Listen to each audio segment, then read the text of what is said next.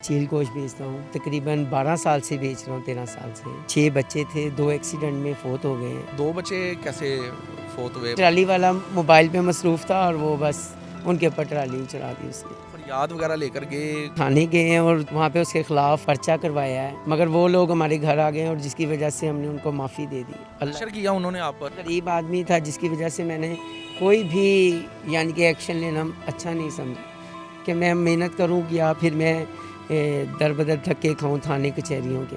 बच्चों की याद आती? बस हमेशा मैं उनको रियाद करता हूँ, अपने घर में हमारे पूरी फैमिली उनको बहुत रियाद करती है। अब क्या किया जाए, बस हमने उनके अल्लाह की रज़ा के लिए माफ़ कर दिया।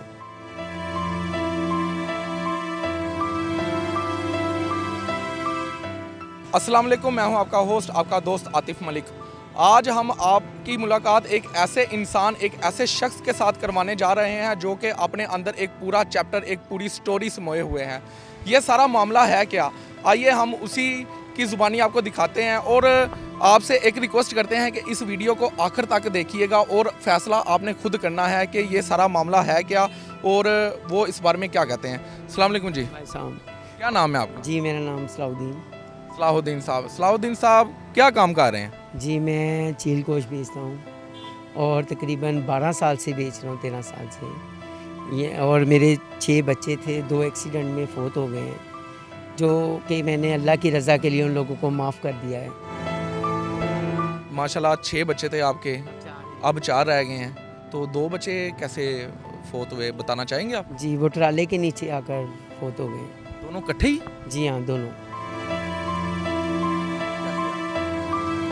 बस ट्राले के नीचे ट्राली वाला मोबाइल पे मसरूफ़ था और वो बस उनके ऊपर ट्राली चढ़ा दी उसने। कि ट्राले वाला यानी कि जो भी ट्राली के नीचे आए हैं तो वो मसरूफ़ था मोबाइल पर जी और उसने दोनों बच्चों को कुचल दिया। जी हाँ, दोनों को कुचल के निकल गया। फरियाद वगैरह लेकर गए क्या, यानी कि इस चीज़ को कैसे हैंडल किया, कुछ हमारे व्यूवर्स को बताएं आप। हम लोग थाने गए हैं और थाने जाने के बाद में हम लोगों ने वहाँ पे उसके ख़िलाफ़ दरख्वास्त दी है, पर्चा करवाया है, मगर वो लोग हमारे घर आ गए हैं और जिसकी वजह से हमने उनको माफ़ी दे दी। प्रेशर किया उन्होंने आप पर? नहीं, प्रेशर नहीं, अल्लाह की रज़ा के लिए उनको माफ़ कर दिया। तो यानी कि वो लोग आपके घर आ गए, उसके बाद पर्चा देने के बाद यहाँ पर्चा देने के पर्चा हो गया था? यहाँ पर्चा होने के बाद रियासत ने आपके साथ जो भी अदारा था थाना, उसने आपके साथ फुल कोऑपरेट किया था? जी हाँ, किया उन्होंने हमारे साथ। पर्चा दिया था, उसके बाद मैंने जब उसकी फैमिली हमारे यहाँ आई है और फिर हमने उसको अल्लाह की रज़ा के लिए माफ़। प्रेशर तो नहीं डाला गया आप पर?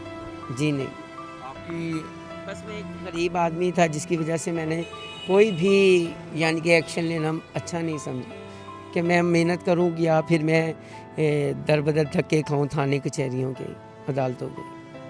कितनी उम्र थी बच्चों की? तकरीबन वो अभी छोटे ही थे, 13 साल और एक तकरीबन 18 साल का हो। एक 13 साल का था, एक 18 साल का था, तो कैसे यानी कि उनको कुचला गया? कोई बाइक पे थे कि पैदल थे? बाइक पे जा रहे थे वो। दोनों भाई? जी हाँ, बाइक पे जा रहे थे दोनों। ठीक है। तो बाइक पे जाते हुए ट्राली वाले ने उनके साथ एकदम उनके ऊपर चढ़ा दिया ट्राली।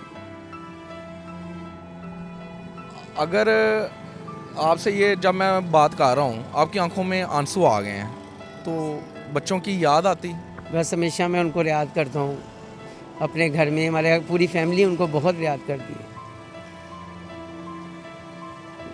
अब क्या किया जाए, बस हमने उनके अल्लाह की रज़ा के लिए माफ़ कर दिया। आप कह रहे हैं कि आपके ऊपर कोई प्रेशर भी नहीं किया गया, फुल कोऑपरेट किया गया रियासत की तरफ से भी, तो आपने सिर्फ़ और सिर्फ नाज़रीन, इन्होंने अल्लाह की रज़ा के लिए, फ़क्त सिर्फ़ और सिर्फ अल्लाह की रज़ा के लिए उनको माफ़ कर दिया। भाई का कहना है कि वो लोग जब पर्चा उनके ऊपर हुआ तो उसकी फैमिली मेम्बर इनके घर पहुँचे और सिर्फ अल्लाह की रज़ा के लिए उन लोगों को इन्होंने माफ़ कर दिया। तो सलाहुद्दीन साहब मुझे ये बताएं कि याद भी ज़ारी की बात आती होगी? बहुत याद आती है और हर पल हम उनको याद करते हैं, हर पल। कोई ऐसा वक्त नहीं कि उनको ना याद किया, बहुत याद करते हैं।